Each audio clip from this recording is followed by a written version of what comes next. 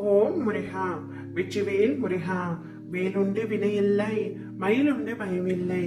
என் அன்பு தங்கமே, நாளையே பார், உன் பிரியமான உறவிடம் இருந்து மிக பெரிய இன்ப செய்தியை நான் உனக்கு தரப்போகின்றேன். என் பிள்ளையான நீ இதை முழுமையாக கேட்டே ஆக வேண்டும் தங்கமே.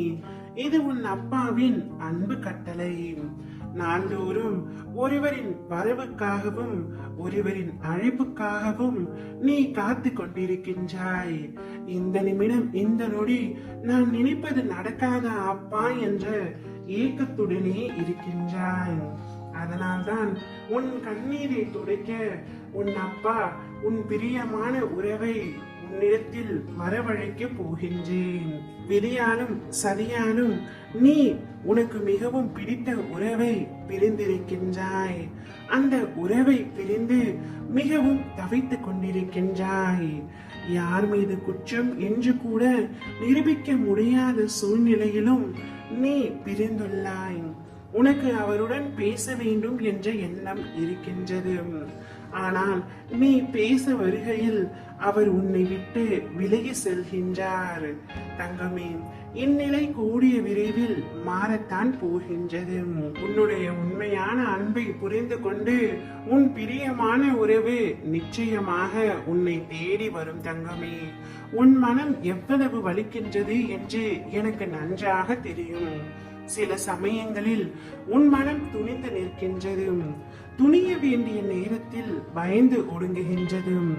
காரணம் இல்லாமல் கற்பனைகளை வளர்த்து கொண்டு கலங்குகின்றது. நடந்து போன காலங்களுக்காக அழுகின்றது.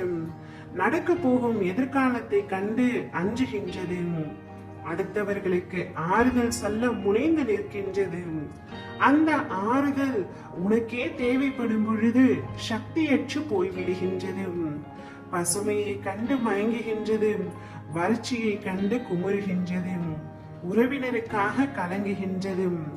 ஒரு கட்டத்தில் மறத்து போய் விடுகின்றது. இப்பொழுது உன் மனமும் அப்படிதான் மறத்து போய் இருக்கின்றது.